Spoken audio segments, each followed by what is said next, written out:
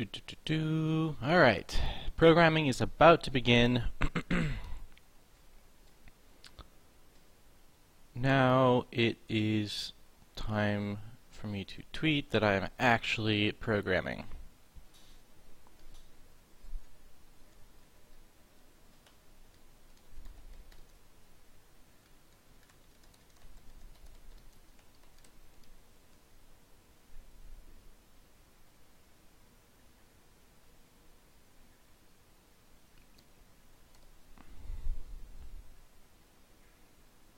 Oops, wait, nope, don't want to tweet that.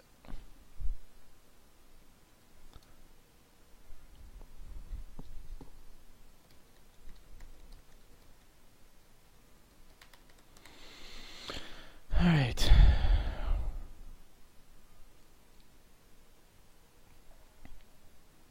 All right, so Real Fiddly asks, yo, yo, yo, so what's the plan? And that's exactly the question I was going to answer to get this thing started, so good question. The plan is we're going to keep working on the testing system I set up last time. A lot of it got set up on my series of streams from last Friday, but I did a little bit of it offline too. So I'm going to show you guys the state of the input tester, or the test input system, right? And then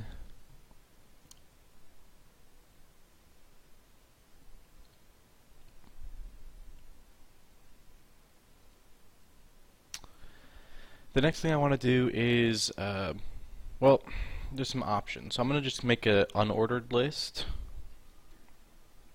and then I'm going to say my next thing to do is prioritize this list. So things I want to do include record actual input and save it. Expand the language a little bit.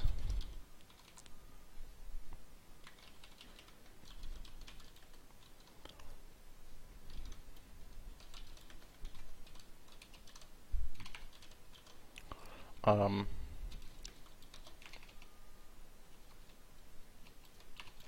on, hit it. Okay, there we go. Let's see, other things I want to do include organize sort of testing folder, protocol, etc. for regression testing, and maybe randomly generate input data, fuzz, maybe, I don't know. That might be a bad idea for this case, I have no idea. I'm not very good at, studying these things before I try them. But maybe someone else, I don't know. I know that Abner and Juan had a conversation on Twitter not long ago about fuzzers, and maybe some of these other things are bad ideas or there are good ideas I'm missing or something, so I'm happy to take suggestions from the chat as we go too.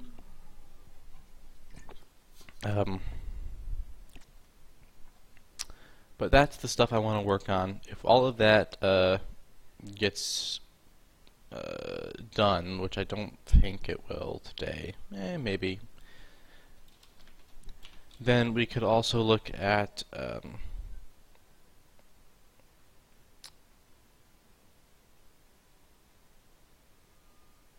start working on reported issues.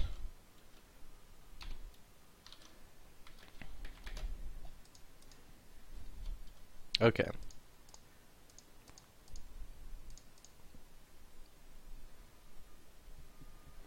So that's the basic plan. Now, let's do part one. I'm going to show you the state of the input system.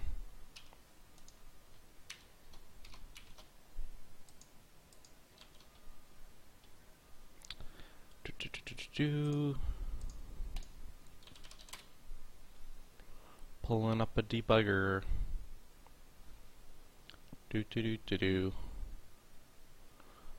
Okay.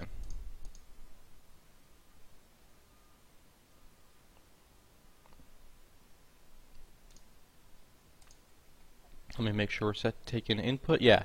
So this is taking in test bootstrap.4id. That stands for 4coder input data.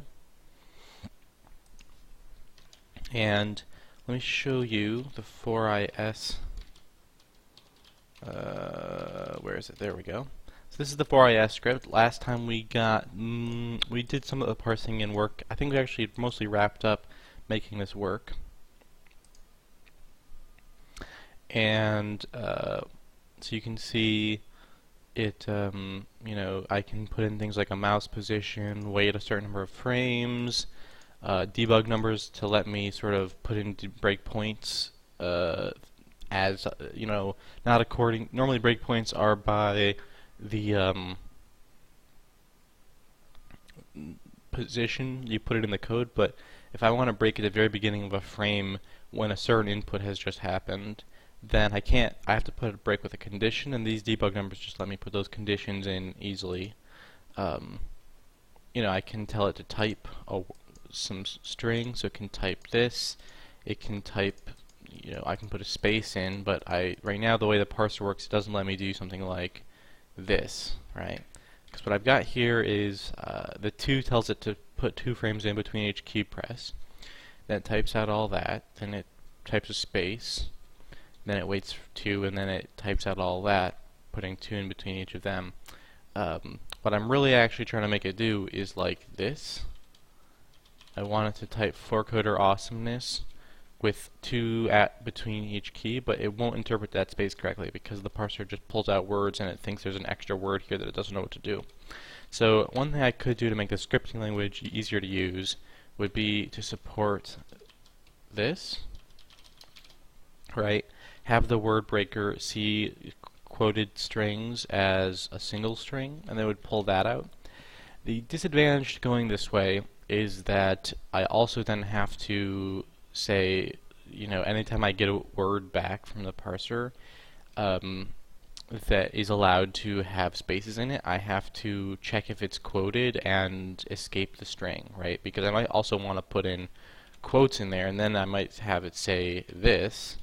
And so I have to not only pull this out, you know, not only skip the quotes on either side, but also escape it. Because once I'm doing this, I also have to worry about the fact that that might be a thing. The advantage to this is, of course, it would also let me like put in new lines in there. It would let me put in fairly long strings this way. But this scripting language isn't meant to be like a super compressed data format for storing these things. It's meant for quickly throwing something together, like, you know, I want a test that does this thing, and so on the one hand that makes it sound like I would be better off putting more work into it to do this. On the other hand, I don't think I'm going to be like, you know, writing these so much that I have like, oh my goodness, it's such a pain in the butt to have to go and put in this, you know, manually put in this space. I think it's better to leave it this way because of how simple this lets the parser be. I don't really want to go down the road of having to escape strings. It's going to add more irrelevant work to this problem than is worth it, I think. So I'm going to leave that in that state. I do have a few things to add to the scripting system still. One of those things is there are certain keys you still can't press. You can't press tab or new line from the system because normally those are represented by just their, you know, their thing like this. But in this case, I can't, since I'm not using escaped strings, I can't put that here. I can't do this. That'll think a \n is the word, or the character is not new line, right? And again, I'm trying to avoid escaping that string. So if I wanted to turn this space into a new line, what I would need to do is something like this, right? So that's some stuff I want to change on this, but before I do, I want to show you guys this running. So this is the script, and let me come over here real quick to remember my commands. So F7 lets me build my tests, and what build tests will do is it will it takes in this folder called test scripts, which is where this lives. It takes out a test. It goes to the test scripts folder, finds all the 4IS files, which stands for 4coder input script, and generates the 4coder input data files, which we can find here in tests input data, right? And so it generates similarly named 4coder input data streams that can be just read right in and fed to the 4coder input system, because the input system doesn't process the strings. They have to be kind of compiled, if you will, into this data format. So that is the situation, and I can run that and see this. If I remember correctly, this does nice stuff like I can put in foobar, and it'll give me a jump to that position and say, hey, this looks like an error. I don't know what the foobar control word means, and so I can, you know, kind of get nice compilation-like features on my 4coder input scripts. And then that generates, if it succeeds, it generates the 4coder input data. Now, from the debugger, as you can see, I'm running with test input, and I'm passing in 4coder input data, right, from the thing I just compiled. And so if I run it, it will do the commands that I had scripted.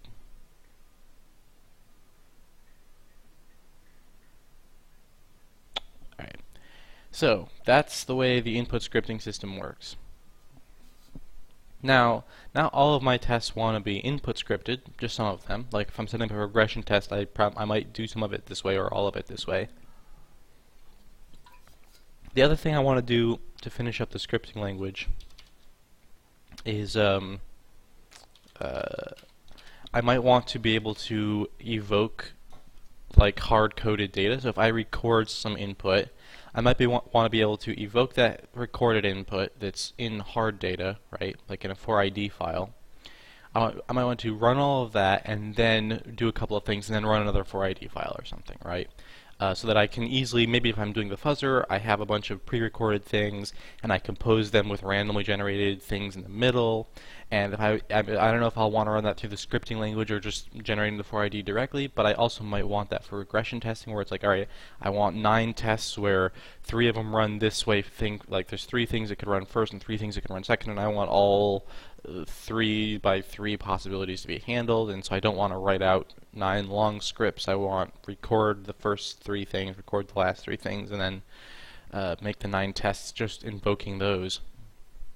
So the point is, there's a couple of features I want in when I expand this. So make sure I can type every key.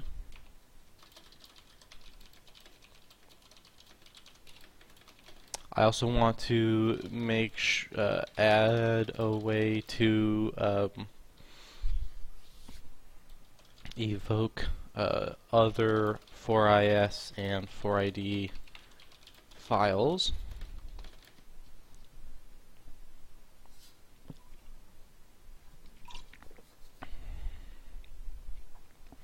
And another thing I want to be able to do is add a way to intentionally send bad input. That's a big thing of what the fuzzer will want to be able to do. On the one hand, I might want to send it a bunch of valid input and make sure it doesn't crash while I'm doing that. On the other hand, I might want to send it a bunch of slightly invalid input and make sure it doesn't crash, right? Because who knows, maybe there's a bug somewhere in the platform, one of the platform layers, that causes the input to be poorly formatted, and I'd rather, you know, have a non-crashing bug than a crashing bug, right? I'd like the core to be solid even if bad input's coming to it, so that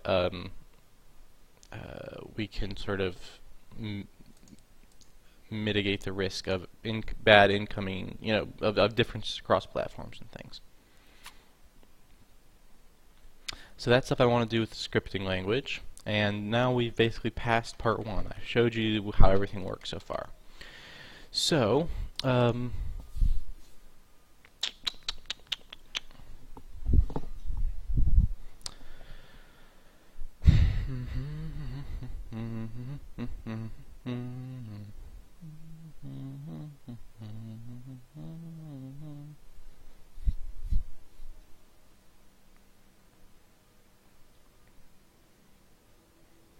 So one thing about regression testing is you're basically saying anytime you fix a bug, make a test that would have caught that bug and put it in your test set so that you don't get the bug in the future, right? You don't want to accidentally introduce bugs that you've already fixed. And a part of that is part of the problem with that is I have fixed a lot of bugs in the past without a regression testing system that I could rely on to last, for more than a version or two.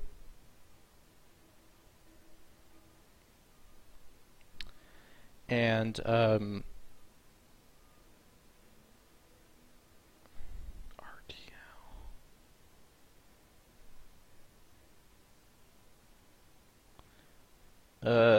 Flying Solomon, I might just be being stupid, but please tell me what the acronym RTL means. I think it's a joke anyway, but I don't even know what I don't even get the joke because I don't know the acronym. Off the top, runtime language, right? Run length? No, run length in coding is RL. I don't know. Alright, so out of these things,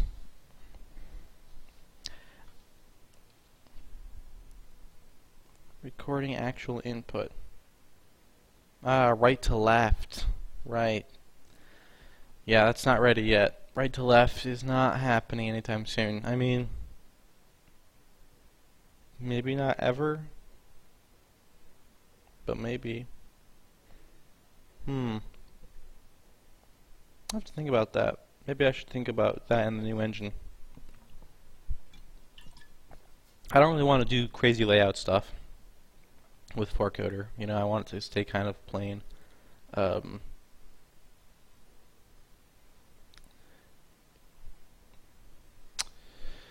But we'll see. Let's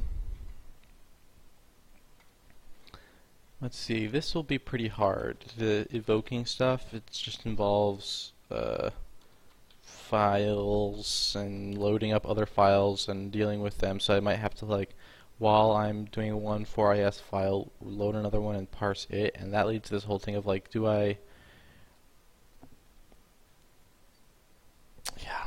really want to end up in the situation where I'm parsing a file over and over again in this sort of C++ pound include style way where things get parsed over and over again every time they get included?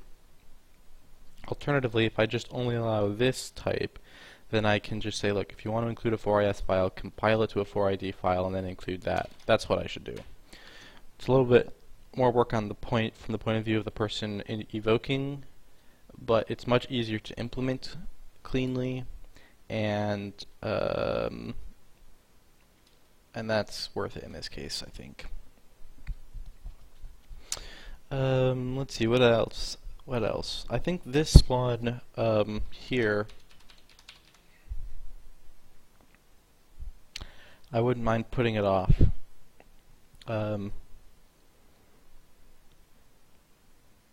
For a while, because I'm still just setting up other things. This is just a thing I can slip in at any time, basically, when the rest of the infrastructure is there. It's not really connected to other things.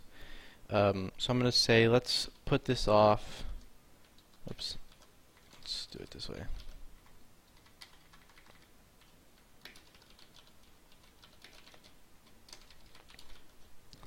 Let's put this off till later. This one I feel like is more important. This one I feel like is more important. Record, and yeah, once I have this, this will be pretty useful. This might be easier to do than this, although if I'm generating those, I might want to know the structure that this happens in anyway.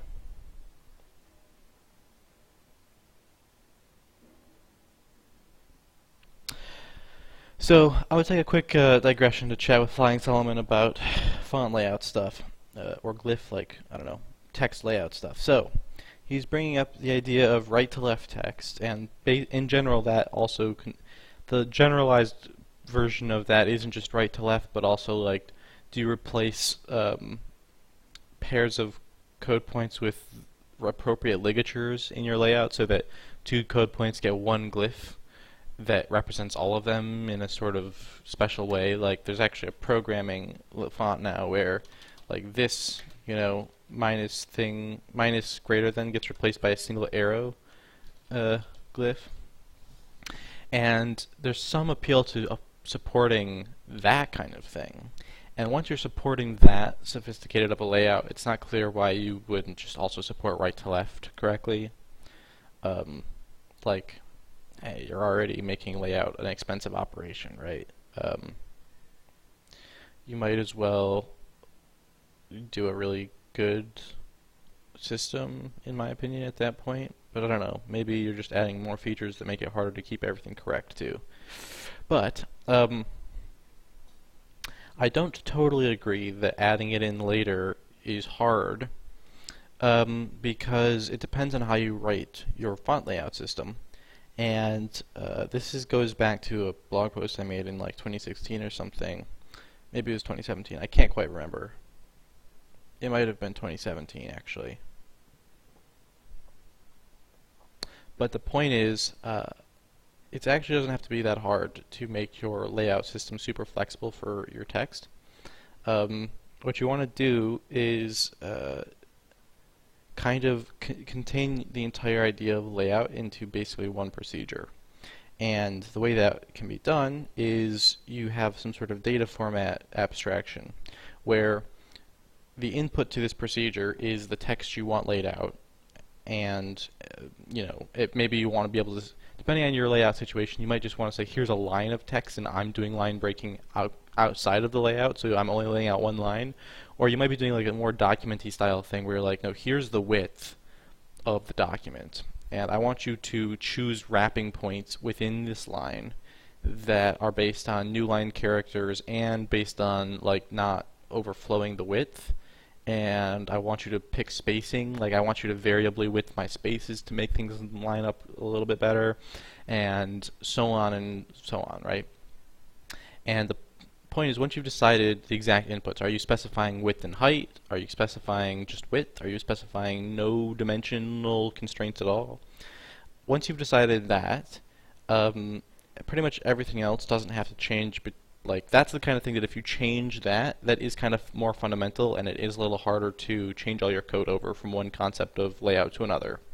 But if you're just passing in the code points, then and saying lay these out, and you're passing in like the font data so that you have the metrics on the glyphs, the layout doesn't actually have to be that hard to make flexible, because that procedure will then just return sort of a layout structure that is where to place those glyphs, right?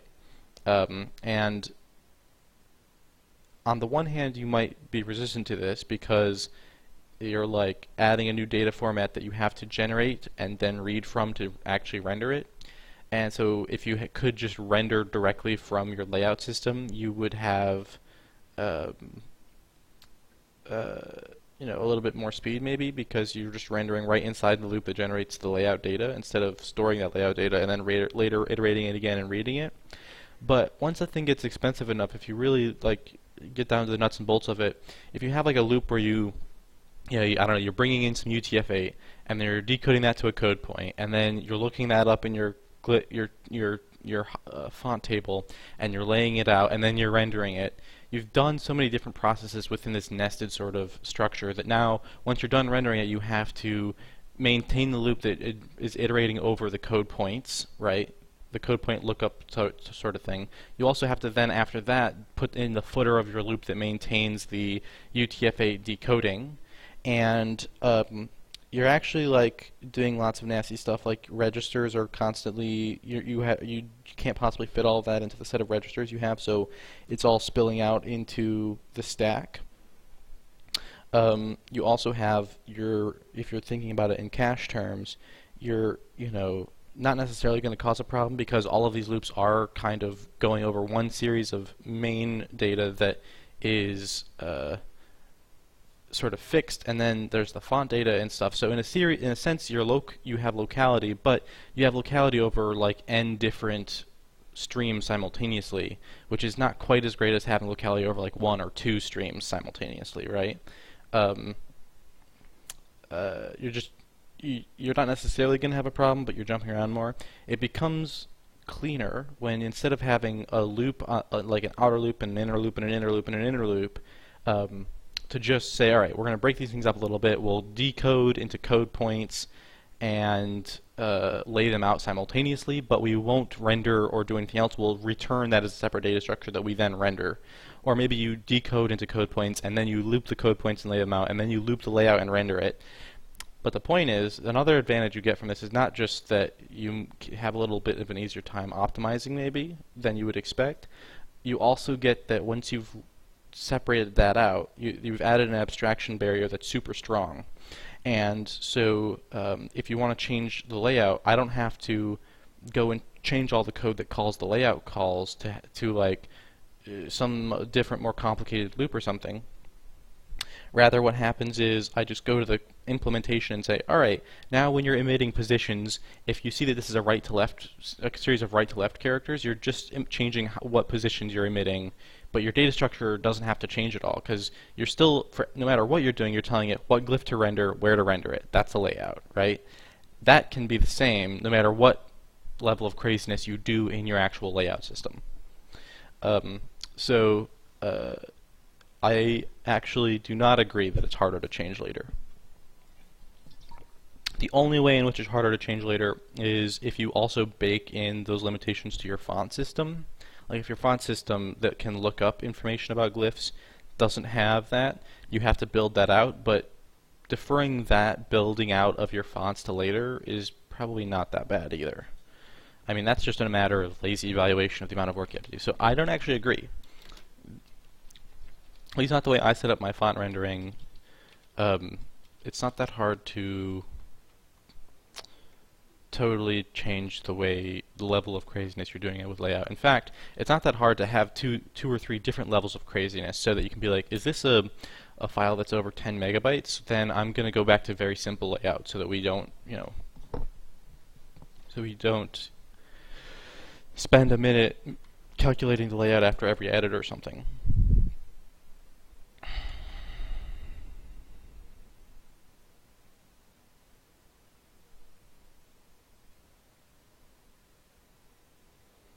Alright, so save it. Regression testing. I feel like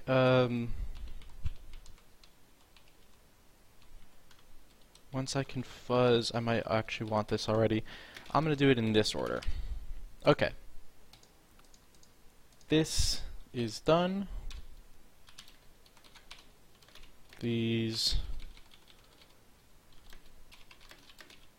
not done, but let's get to it. So I want to make sure I can type every key. Okay, so for that I want to visit input, what is it, script, meta, somewhere in meta, test builder, key space. Okay, so there's key space. I also want to be able to do key new line and key tab. So this was set up.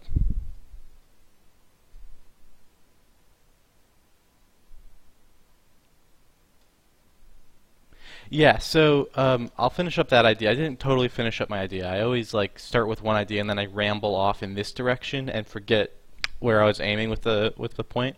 The point is, it's totally true that you could write a layout system that does lock you into the way you've done it, and then the it's too late thing is true. You're like, there's no way we can go back now, because the way this can happen is if you're like, alright, so we're going to have a call that's like, we need to render a string once in a while, so it's like, alright, just render a string that's a single line and that's it. And then you'll have another one that's like, oh, we have a string that is actually UTF-8. It's not guaranteed like the other one to not be UTF-8, which this one was, we said it was ASCII, so what do we do? Well, let's just write a different call that does the UTF-8 translation and couples that with the layout, And there we go. And then it's like, okay, so now we have two different places where we're doing the layout loop.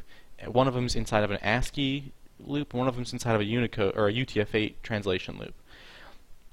And maybe that happens again when they want to support UTF-16. They have a UTF-16 translation loop, and then inside of that another copy of their layout loop.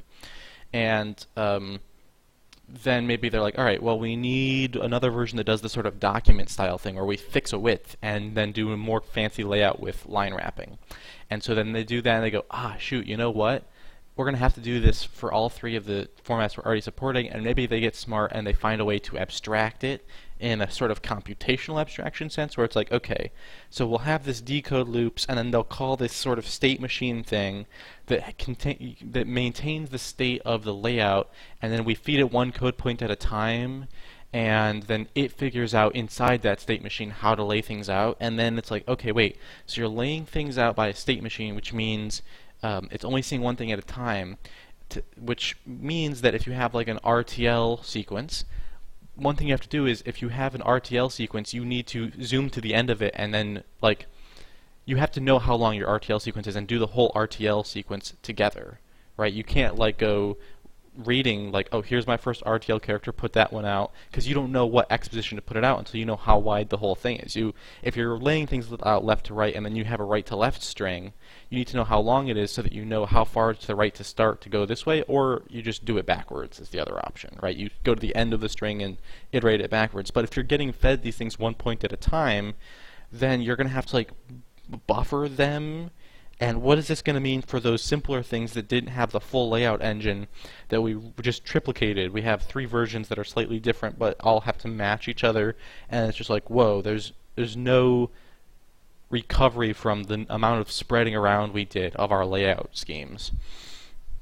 And that's not really true. There is recovery, it's just a lot of work, and it's probably true that it's not worth the amount of work. But yeah, if you don't try to abstract via state machines that have state and that get fed input one piece at a time. That's usually a bad idea. Just make your abstractions data formats.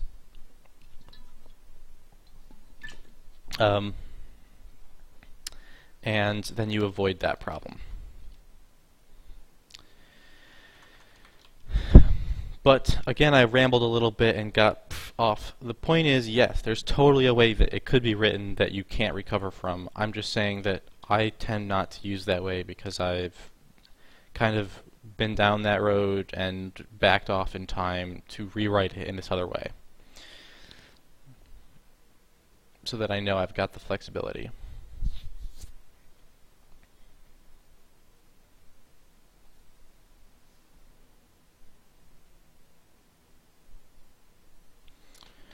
Alright, so that should mean that I can do something like new line right here. Let me rebuild that and run it.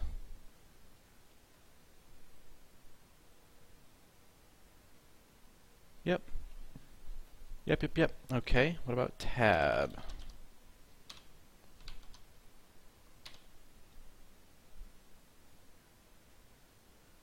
Super. Alright, so those worked.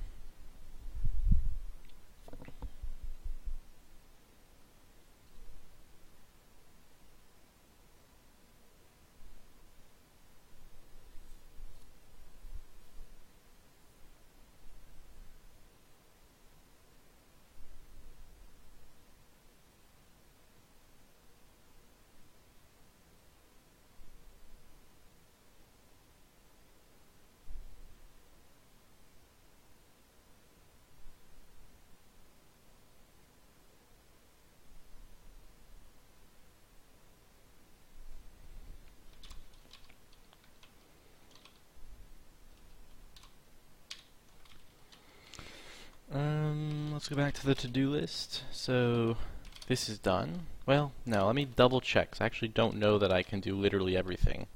I think everything in key codes should be handled. Alex Kelbo asked, what are we working on? Here's my to-do list over here, where I've already demonstrated the system, that I'm working on, so you missed that, but you'll still see me pop it up every once in a while. And then I'm going to do these things. So right now I'm working on my input script language and making sure that I can use it to type all the possible keys. Now I didn't put those in, did I? That would be a mistake. Test builder. Yeah, these actually shouldn't be here. Those inputs are generated internally by the core, not by the platform layer. But the rest of these are all there. And are there any other things that don't have good ASCII characters that you can just type that aren't whitespace? So basically the problem is, since I'm delimiting by whitespace, the only things that can get me are space, enter, and tab, right? There's no other whitespace character that I can type, or whitespace generating key, right? Everything else would be a non-whitespace character, and therefore typable using the type command. So yeah, I think we've got them all. Tentatively, until I run into the one that I can't get, I can check that off. Alright, now we want to add a way to evoke other 4ID files. This is where things get a little bit heavier. So, first let me come up with an example of this.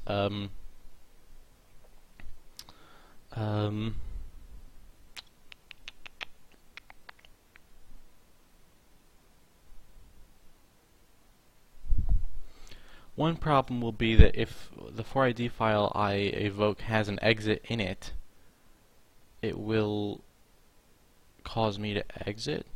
So what I might want to do is say scan ahead and find the first exit and then stop there, and don't actually exit, don't emit the exit, just use just that much of the script. Not sure.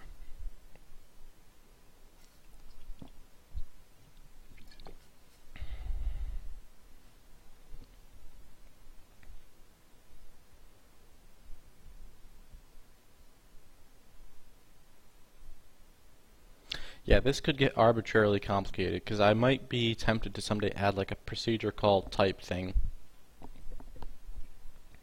which would allow you to, instead of opening a different file, just be like, okay, I want, you know, like, what's an example, like double click to be a procedure, so it'd be like proc double click, proc begin double click, proc end, left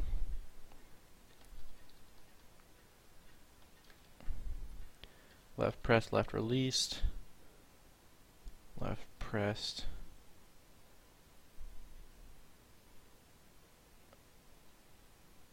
left released, like this maybe, and then I'd put like 2, 2, 2, and then you would just be able to be like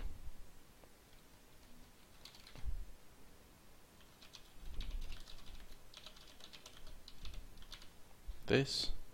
But I don't want that to happen, because that is so much more complicated than what I'm dealing with here. Now, by adding an evoke file thing, I'm basically getting that for free by just making each file a separate procedure and using evoke instead of call, which I think is good enough. Again, this is one of those things where I don't want to put too much time in the implementation of the scripting language. I want it to be a little bit minimalistic in terms of how easy or how much code there is to actually maintain in the scripting language. I don't want to go overboard. So let's make that an example.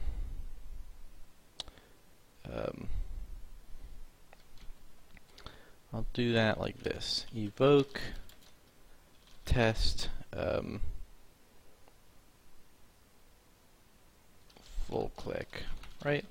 And test full click will just be a file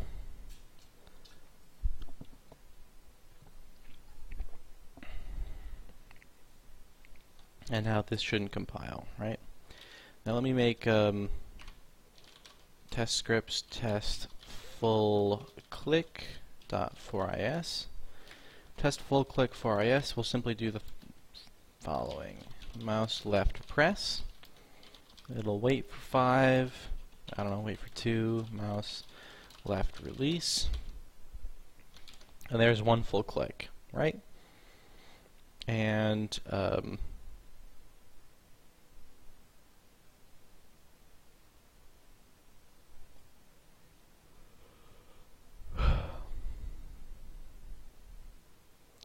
this adds all other kinds of complications too.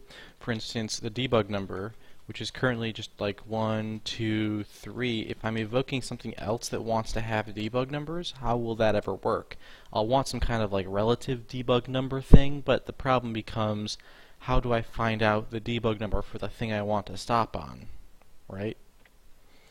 The other thing we could do is introduce like a debug number stack, so that every time I set debug number, it's like debug number 1, debug number 2, evoke, and then he sets debug number 1. That's actually setting it on the second layer of the debug number stack because it's being during an evoke, right? And the other thing I'd like to do is we'll just say, let's set an exit right here.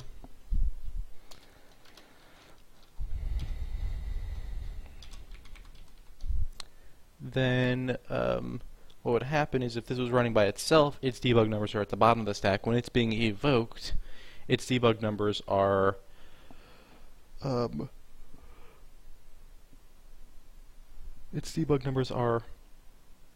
higher up in the stack. And then the final question is, because then I could probably be able to break on that. I mean, it'd be a pain in the butt, but it'd still be possible.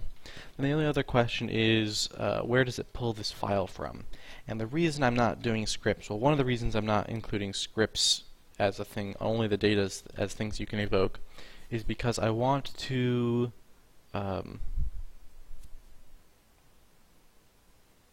oh, you know what this reminds me of? We should probably do a little interlude here.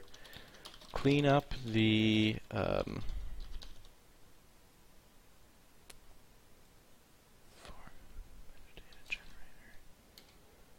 4coder file. Yeah.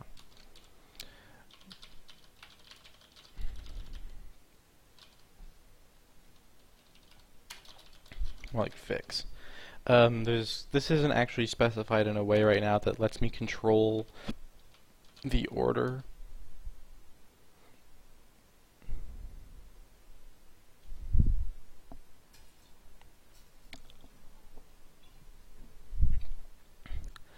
Flying Solomon suggests file unique debug numbers. The problem that I'm having is, yeah, I could set a separate debug number to each file, I suppose. The problem becomes, though, that I'm trying to compile this all the way down into one single data block. So the debug number command would have to be like, set the debug number for this particular file to this particular value, and so this particular file would be an index. And then there'd be some kind of way of figuring out the index of the file that you are trying, because the point is that the debug number is only useful if I can say, here's the debug number I want to break on. I want it to break when I see this, you know, debug number state. So I have to, as the caller, like I have to, as the sort of user of this, be able to quickly. This is why I can't just be like next debug number, right? If I did this, the problem becomes, yes, it automatically happens. I don't have to type them in, but now when I look at the code, I don't know what number I want to stop on. It's kind of this nasty problem that I've seen a lot that could only really ever be fixed by getting off of a text format in general. Because then what you could do is have a thing that's like next debug number, but figures out what that value would be and shows you that too. Even at, like, I don't know what you'd call it, like write time, at program, at text input time, at code input time. But anyway, if I did it per file, there shouldn't be any reason for, I wouldn't allow recursion. So there would never be more than one currently evoked version of the file at a time. And the debug number can be set to 0 whenever we're not inside of a file. So the exit would get, and when you evoke another file, its exit would get replaced with a debug number 0 sort of thing.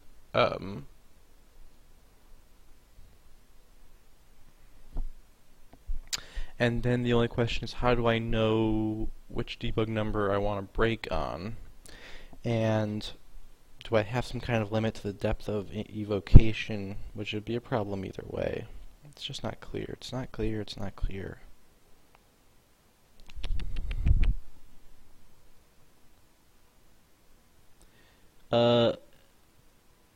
NickStop95, Mr. Fourth Dimension, did you try to do LCD text rendering with FreeType? I haven't tried it yet. I've researched it a little bit. It doesn't, like, there are some people on the thread on Handmade Network claiming that you can't do it in OpenGL, but that's not true. You can't query RGB pixel layout in the OpenGL directly, but you don't need to query that from OpenGL. Like, you can just query it directly on the operating system calls that let you query that or whatever method you need. And once you have that information, tell OpenGL like what the answer was, and like that. I mean, you're just basically writing a shader yourself at that point that either responds to RGB or BGR.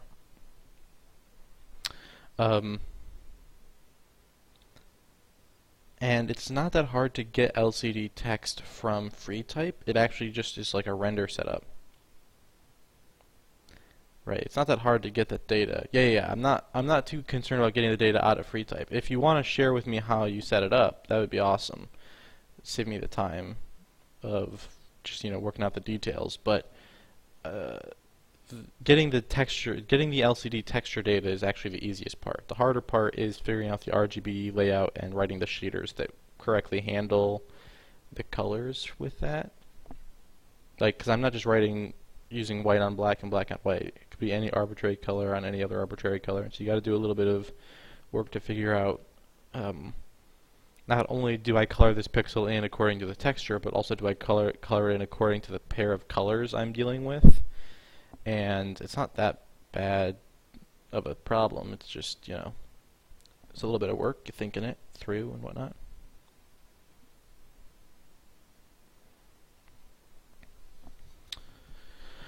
Dual blending. Dual blending. Not sure what that means. You mean like the blend mode? I understand you have to deal with both the front and back colors to a certain extent to make it right.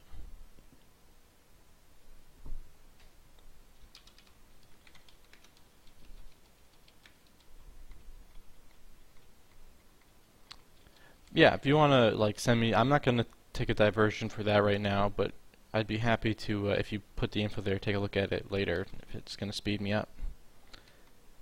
Okay. So let's go fix that 4coder file code first, because that's a pretty big problem.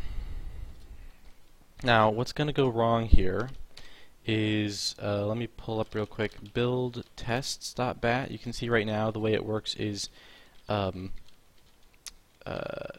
I pass in a folder for it to iterate, and what I actually want to do in this case is I want to just pass in the names of the things I'm building, really, is what I want to do. So test bootstrap.4is, and before that I have to do test test full-click.4is. Alright, so that's the way I want to be able to invoke this.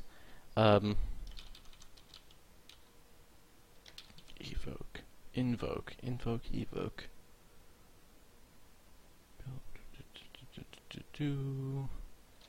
I think I should actually call that invoke, not evoke.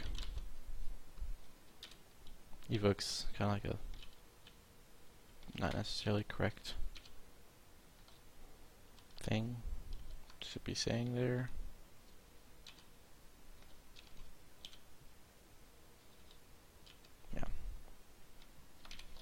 Okay. Point is file.h. No. Point is command. No. Build super. That's the one I need to look at.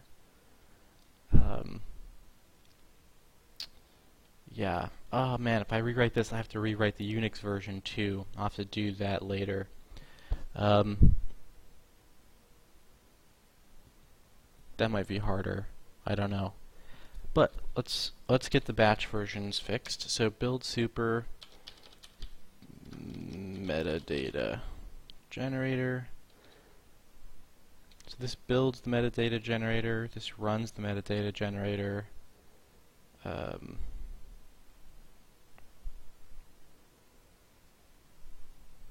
Why the hell? What is this? Code home with a space afterwards? I totally don't even remember going through this nonsense. Actually, that's not true. I kind of remember the nonsense, but I don't know why anymore.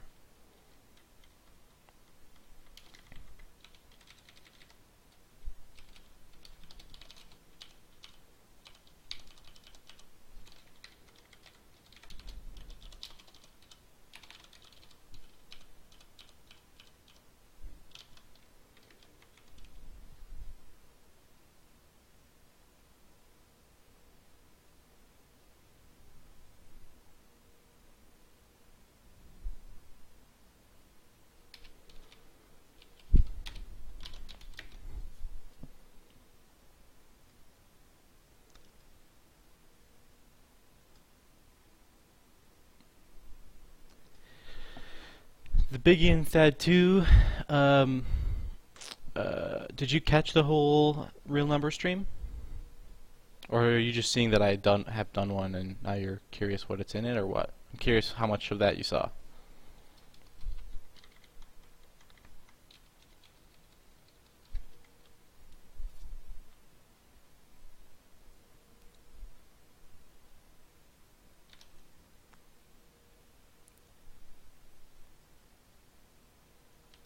Alright, so I don't know why I wrapped that in spaces, or in quotes, and added a space afterwards. I feel like I was just like confused about what was going wrong, and that's why I was doing this. I'm not sure. Like, look, I did this everywhere though. Why was I doing that? I don't understand why I put a space. I think I was concerned that it was interpreting something and I was trying to rule that out or something. I don't know. I do not know. I really don't know. But yeah, that's all fine without the space.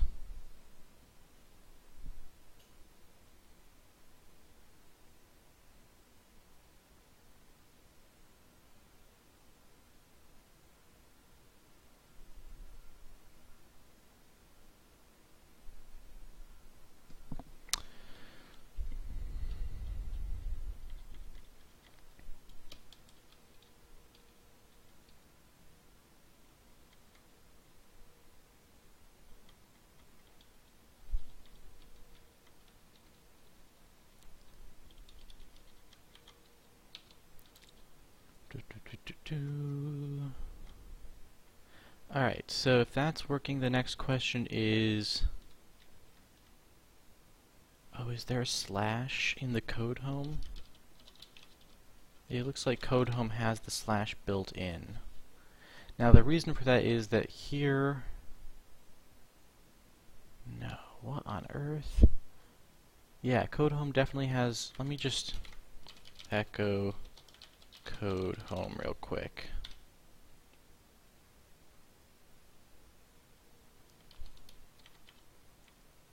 Oh, I'm not even... That's why this is all fine. Let me add those spaces back in. Let me switch over to build super x64.bat, the one that I'm actually running here. And clean it up real quick. My opinion on batch file style has totally changed. I'm really sick of all my upper caps everythings, as you've probably gathered from all my changing it to lower caps everythings. Okay, so that works. Now what if I do this?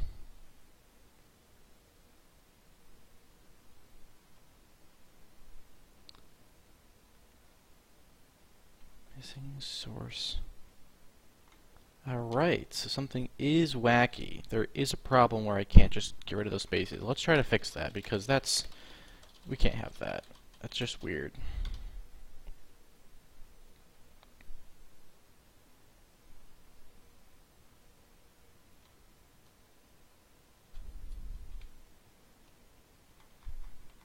Missing source file name.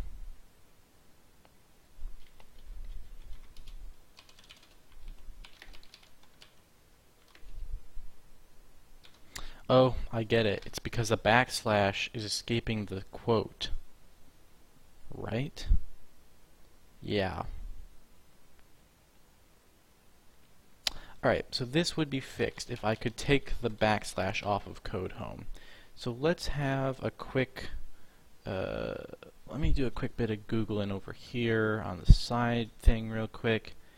Batch script remove backslash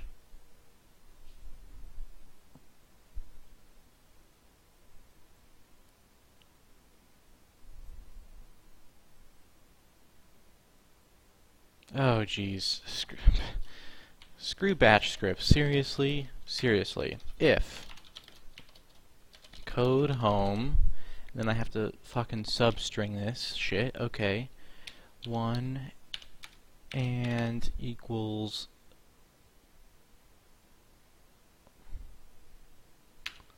like that. Yeah, so we're saying if -1 equals the backslash, if this here, so this thing in the parentheses or in the percent signs is the substring of code home that we're taking. If the last character is equal to backslash, then we're going to set code home, oops, no, set that equal to, we got to substring it again, from 0, okay, right, from position 0 to -1. So this gives me a single character, and this gives me a range. We're going from 0, -1 being from the end, like 1 backwards from the end.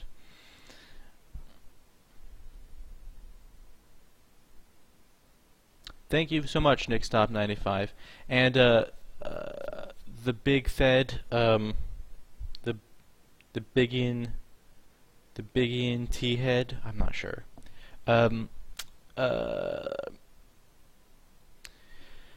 I'll take a look at that. That's, you know, I'm always interested in these kinds of things. I, like you, am kind of a just hobbyist. It's not like a profession at all. And I like sort of fundamental, rigorous mathematics for whatever reason. I enjoy it.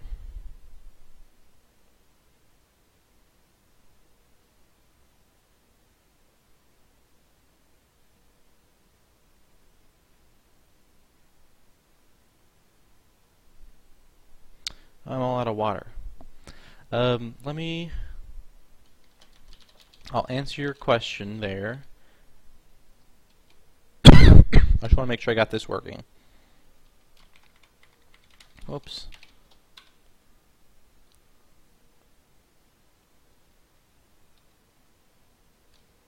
Alright, now code home.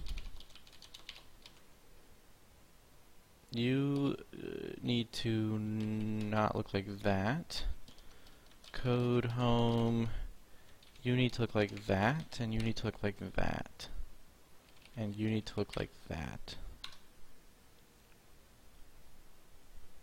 Hey, sweet. Okay, that's a much better solution to the problem. Just take the darn backslash off so that things behave rationally. Also, fuck batch scripts. If I didn't, I think I mentioned that once, but just for good measure, seriously, they suck so hard. So hard. Oh, man.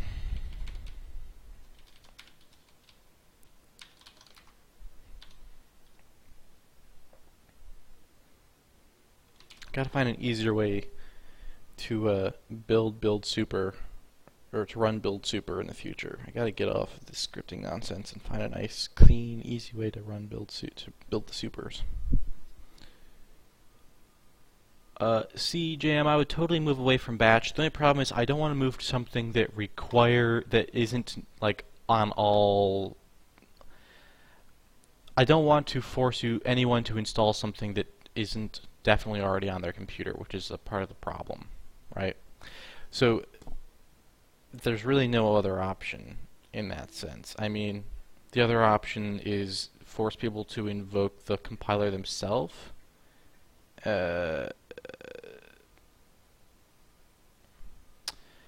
Yeah, it's the correct solution is if the language, as Flying Solomon points out, the correct solution is if the language has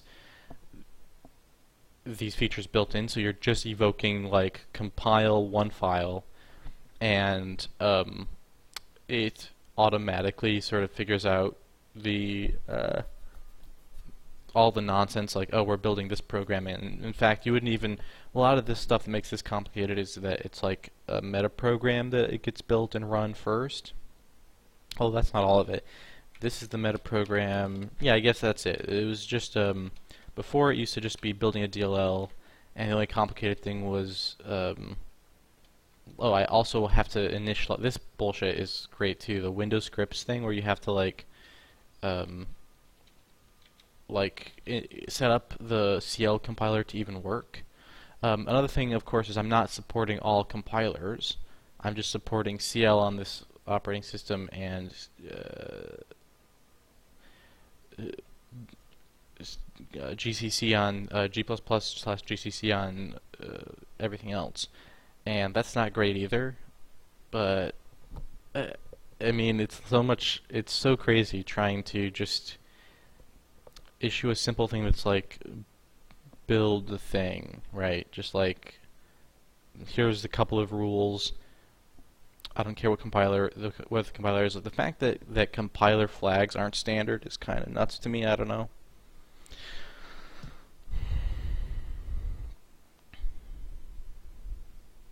So the best thing I could really do is not get off batch, but simplify it by just making a very small build program that I compile from batch and then run the build program, which is actually how the core of 4coder gets built.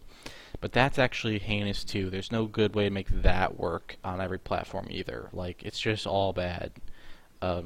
It's huge. Like, the build system in that case is just this huge C++ file that's not quite as heinous. Like, you don't have to do this nonsense, right? You can write stuff that is at least readable and makes sense, but it's still really gross. It's no great solution that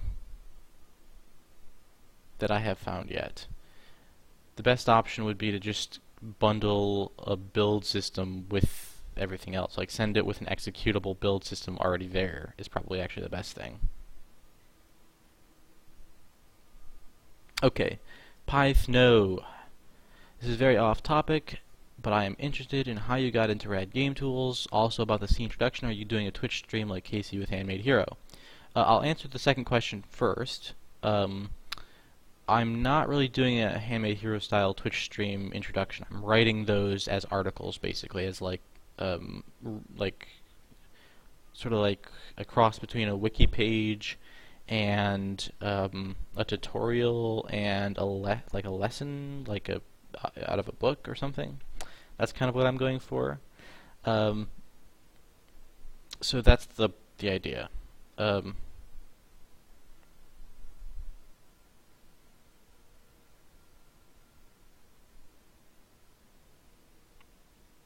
Now, as far as the other question, how did I get into rad game tools? I mean, I was just looking at moving out here, and I was talking around to people, and I got hooked up. That was pretty much all there was to it. I had already kind of talked to Jeff a few times in the past. He was into 4coder. I don't think he uses 4coder, but he was looking at it, and We worked out a list of things he wants implemented before he can switch permanently, which is actually one of the reasons why the engine has to be upgraded. So I think part of it was just that he was already familiar with some of the stuff I was doing there. I don't know. I mean, there's not much of a story to it, so that's basically what there was. As I was looking around for work out here in the West Coast, and Brad was one of the people on my radar, and that's how it worked out. All right, let's see. So code home. So we've cleaned up both of the build super bats so that they don't have the backslash. No, I'm not running a Patreon for the C intro. Right now it's all volunteer base. If you really want to support it, I don't know what you would be able to do really. I mean, I don't really want to collect money for it because it's such like a stop and go project where I can only really work on it when I'm really feeling like I know what I want to do with it. Like, I know what I want to do with it next, but I haven't made the time for it yet. I think next weekend I'll do that. But it's so spotty, the amount of time I actually put on it, that I don't really feel comfortable asking for support for it. I mean, you might think that if I was asking for support, then the money would drive me to do more work and do a better job, but my experience has been that a monthly recurring money from people leads me to rushing things out the door, a la a bunch of the 4coder stuff that has to be stabilized now before I retire the alpha engine. Okay. Anyway, I'm gonna not set up a Patreon or anything like that for the intro to C stuff for the time being. Maybe that'll change in the future. We'll see.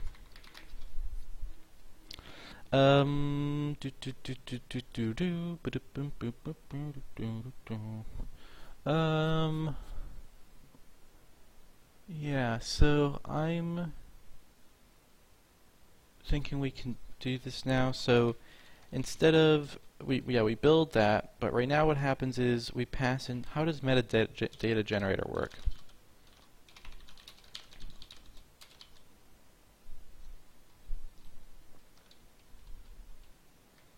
Okay, so you put in the 4coder root directory, which is where the output has to go.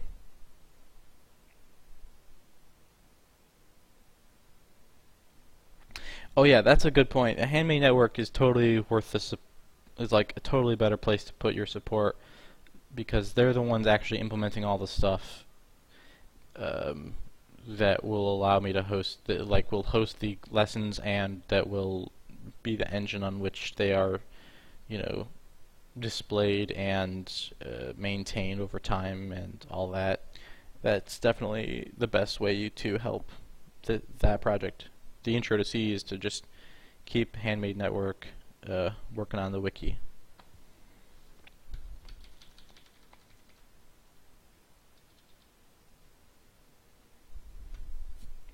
Alright, so instead of passing in scan root directories, I want to rewrite this so that I'm passing in input file patterns.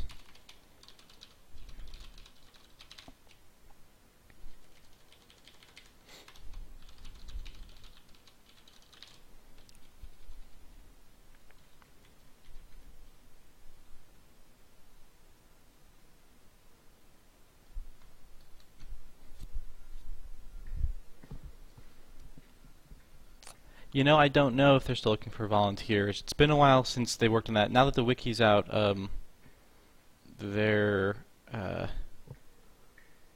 most of their focus is on the tech of the wiki and not on the content anymore. I feel like last year they were getting a lot of content stuff organized, and now they're just going to let that sort of be good enough for a while they stabilize the rest of the wiki tech. I'm not totally sure though. I'm not I'm not a member of their regular meetings or anything like that. So you really shouldn't listen to anything I say. Actually, you should talk to them.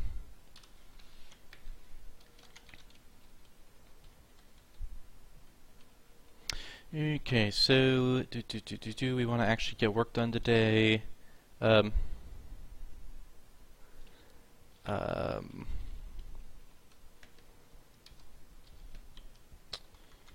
Input file patterns, right? And so instead of passing in code home by itself, we're going to just add in a backslash star, right? It's the same basic idea. It's still recursive, so it'll still go into all the folders, and it's still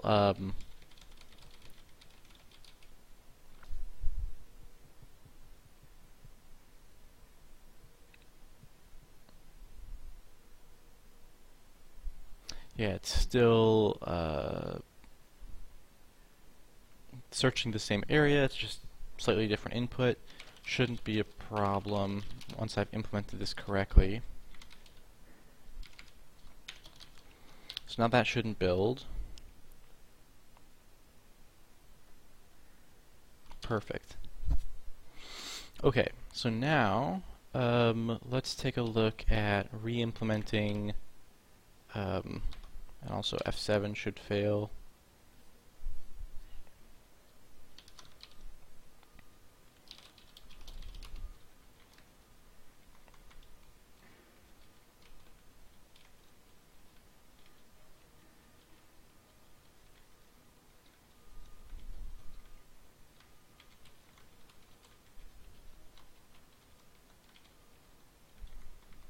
Okay, so I want to look at metadata generator. How does it get its file list?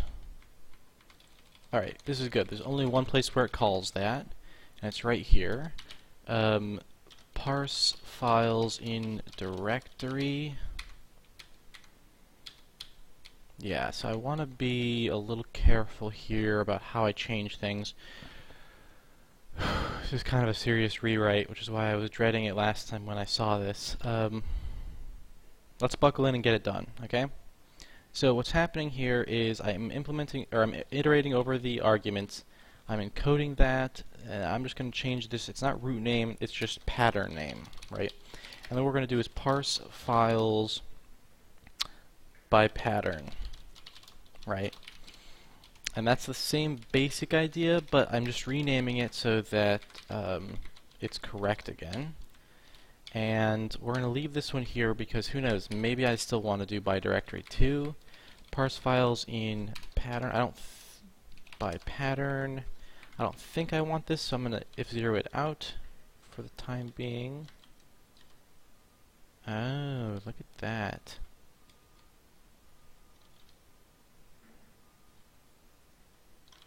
Interesting.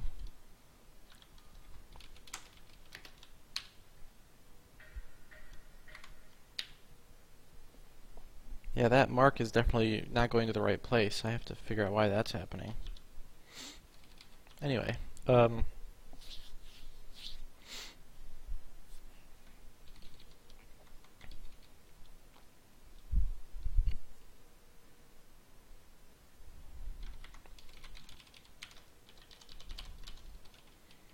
get file list pattern. So instead of passing in a root folder, we are passing in a file pattern. We still pass in a filter, and then we loop over the list. We get to, if this is a folder,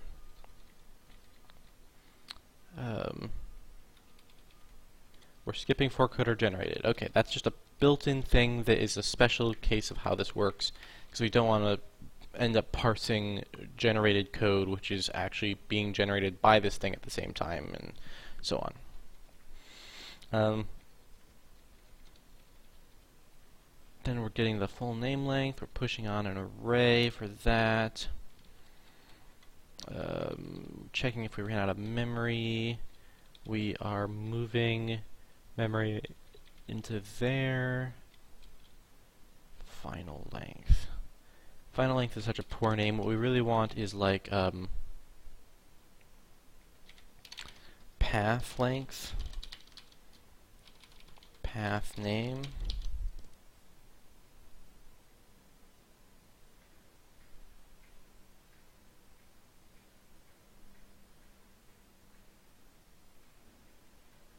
Later, Flying Solomon.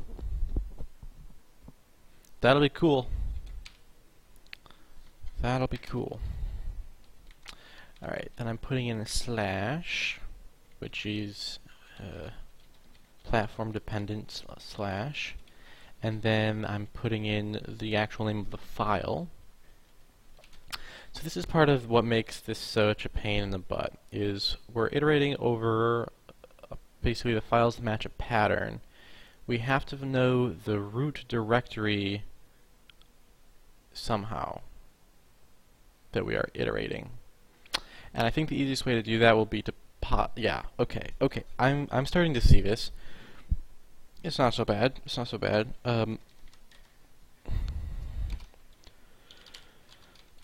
Full name, path length, +1. The name, the info's length times the size of one of those characters, and then a null terminator.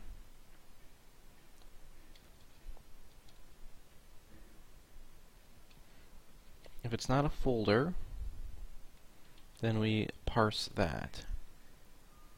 If it is a folder, then what do we do? Wait. Recursive.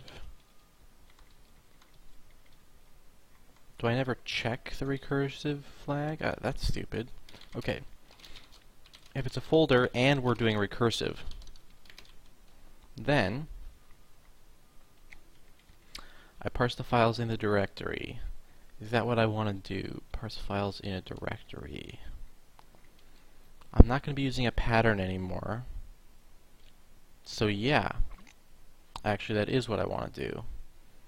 Now, the problem is I have one version of get file list that believes it's taking a pattern, and another version that believes it's taking a root directory. So what I really want to do is actually still pass this to parse files by pattern, and I want to take my full path and extend it by another byte to have a star on it. Right, like a slash, and another slash, another star. That way I have another pattern that would be the enumeration of that entire directory, and that just will be how I parse files in a directory, right? And I think the best way to do that is to not actually have a parse files in directory and just do another by pattern call. And then we're going to use we're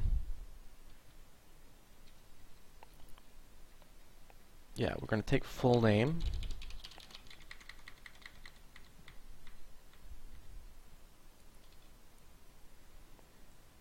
and what I'm going to do is I'm going to say if we're doing recursive and info is folder, then I want why didn't I, if we're not doing recursive and this is a folder, then just continue. Just skip it. Then we don't need to check any of the other things. It doesn't get complicated. I'm not holding any handles up here, so that's fine. Yeah. Actually, I already had it continue, so good, good, good.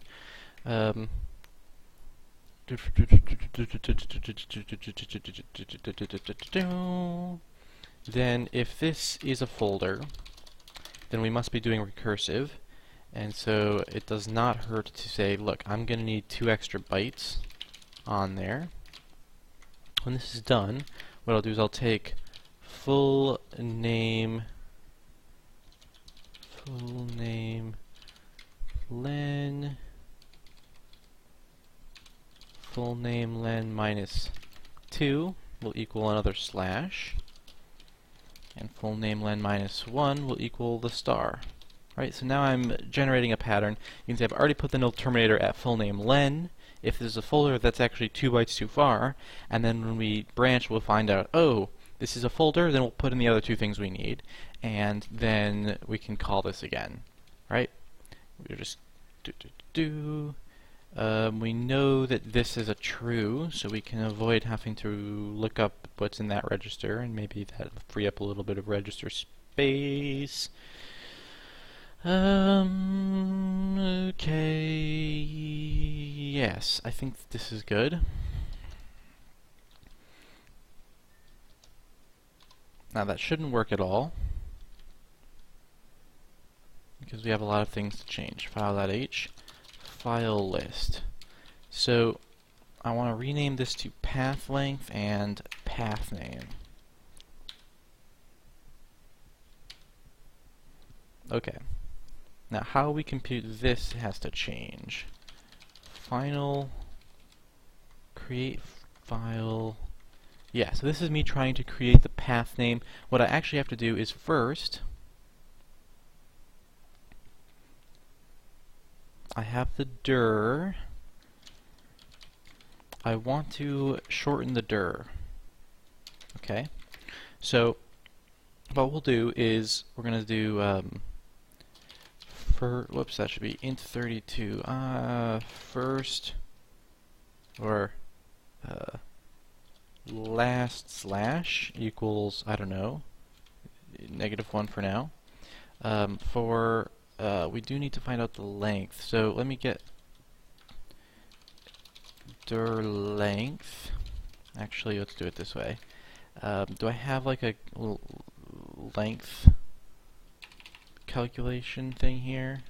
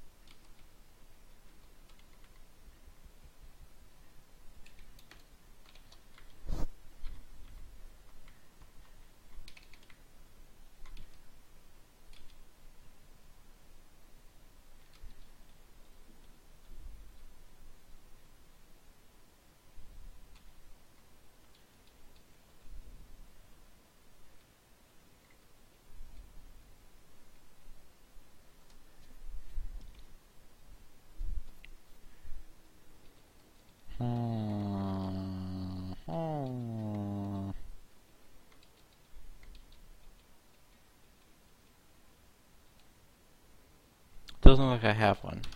So I'm just going to do one real quick.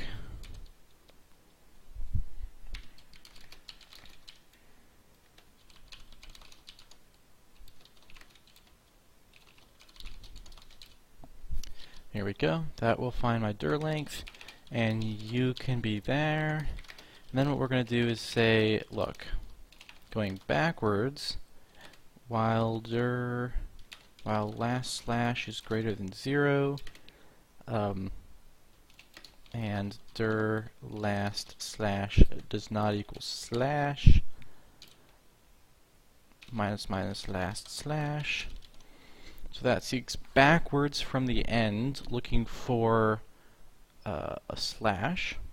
Once it finds one, we can then do dir last slash equals 0. Okay, so now I have taken off the thing at the end. Now the reason that's valid is since I'm putting in a pattern, if I'm putting in something that is actually just the name of a folder with no slash and star, then unless I have the recursive flag, that's just going to get ignored, but it's still valid, right? You can pass in a folder to this thing. If you have a recursive flag, it'll say, I found a folder that matches the name you put in, and oh, I see that I'm supposed to recurse, so I will go into that folder and search everything inside of it. If it doesn't see recurse, it'll be like, this is a folder, I'm not supposed to recurse, so I'm not going to do anything with a folder, I ignore it, and nothing happens. Okay.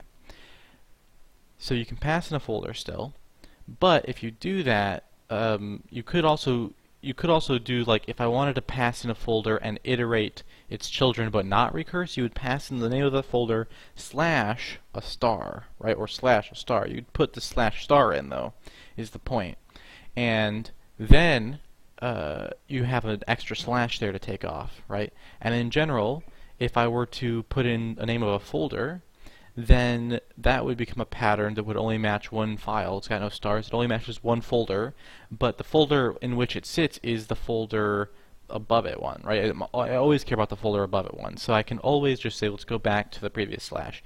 Now, if, what I'd like to do is say, if last slash is ever less than 0, then we're going to put a fatal error out and just quit. Fatal error, invalid path, pattern or invalid file pattern or something like this. %s.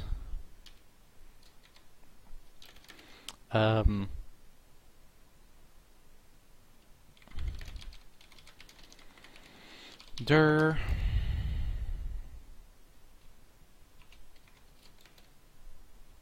I wonder how I print f. Dir. Do I do that anywhere else?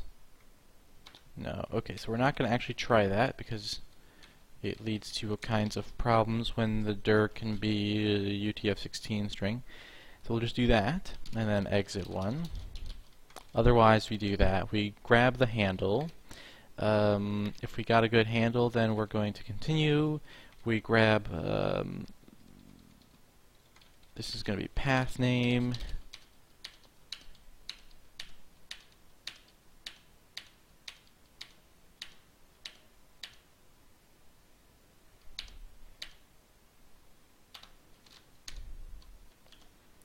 Final length is going to be path length.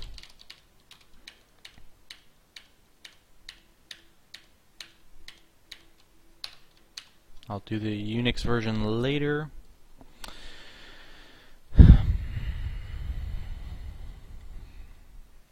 I should figure out a way. Maybe I can just stream from my laptop, actually. I've never tried it, but I don't see any reason why not to. It probably won't work. But hey, maybe it'd be fun to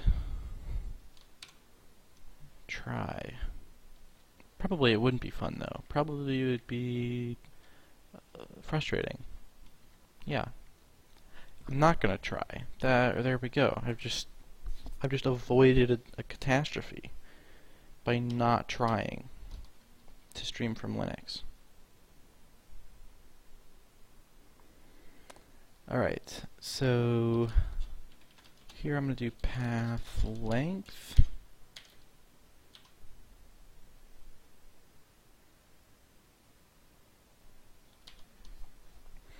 What? Insobot doesn't have the length of the stream. Alright, let me pull that information up. 1 hour and 28 minutes. I know last time I did this last weekend, I streamed for like 2 hours, 3 hours at a time, 4 hours at a time. I'm going to try to break every 2 hours this time around. Just so that the videos are like somewhat watchable. In fact, I might even go for 1 hour and 30 minutes, which means I'm almost out of time for this one. So let's do this. Let's get the compilation errors fixed. Root name. Pattern name.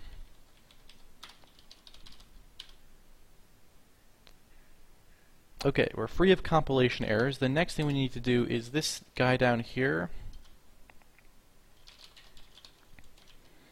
is still, even though we've done the right thing to get the directory, it looks like,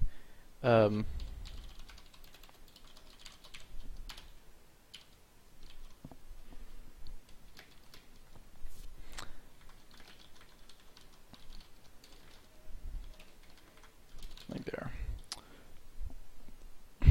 We're getting the path name thing, and then we're starting to search. Are we doing, yeah, so we're still doing this thing where we take path name and we put the star on it internally, and what we actually want to do is just not do that. Yeah. Not do this. Oops, here we go. Okay, so it's not working, which is good. I wouldn't want it to work because that would scare me, but it does mean that this is a good stopping spot. So our next goal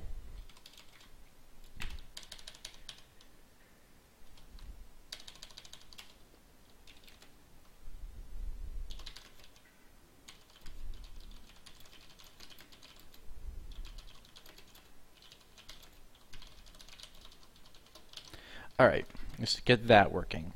And I will leave it right here, and we'll wrap this up. I'll stay for a minute to see if there are any questions or comments or diversions that people would like to throw out, and then I will break for lunch, and we'll be back in 30 minutes or so. But let me take a minute to see if there's any notes from the internet. Yeah, so Jim 0O. I'm familiar with you. You're not like new. I've never tried to get the 0O correct. I won't bother because I realize now it's like the face, right? Well, I'm not gonna try to make it. No, it's just a face. I get it. All right, Jim. Here's the summary. I started by making this to-do list. The first thing you missed was me demonstrating how the input script system works,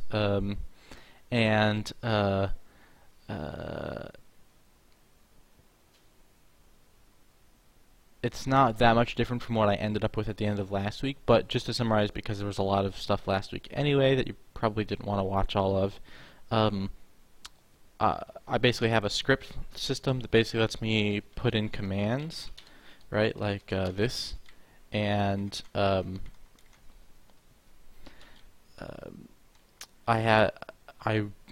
the last thing I did last week was make a thing that compiles this basically into the 4coder input data format, which is just some raw binary format that specifies how to control the input to 4coder, right? How to simulate input.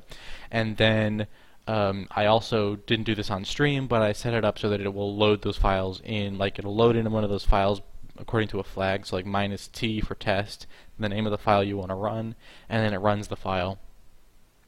And I demonstrated that I could, like, change stuff in here in this script and run my test builder to build the tests and then run the test. And then we started working on figuring out this, which we've already prioritized the list. Now we just have to do the list.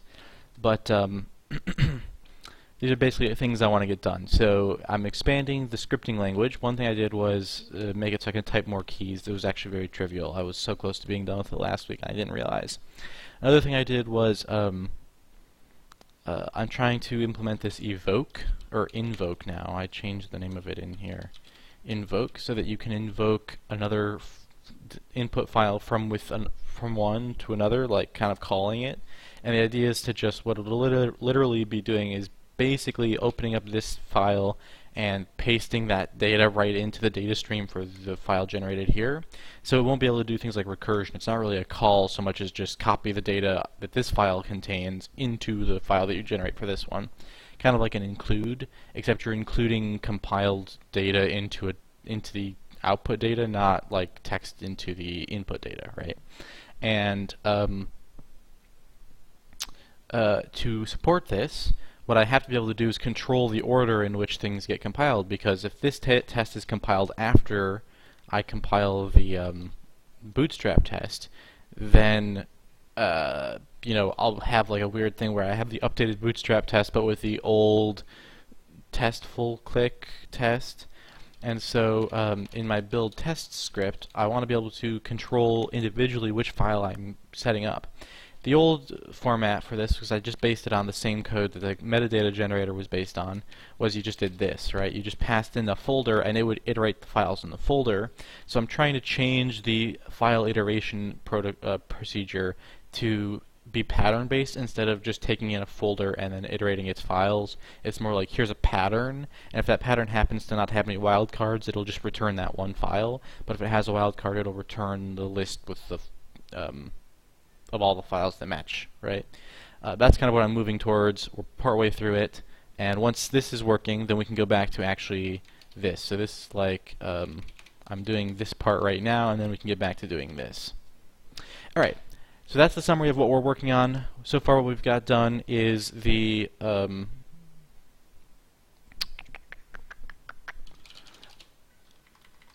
part of this is working now, and the metadata generator now, the code inside that file knows that it's not passing in a root, it knows it's passing in a pattern. And this is starting to understand, this get file list on Windows is starting to understand how to use a pattern instead of a dir. In fact, this shouldn't even say dir, this should say pattern, which I haven't fixed yet. So let me actually add it to do up here. But that's what we're working on, partly way through it. I'll get more of this done later today after a lunch break. See y'all later.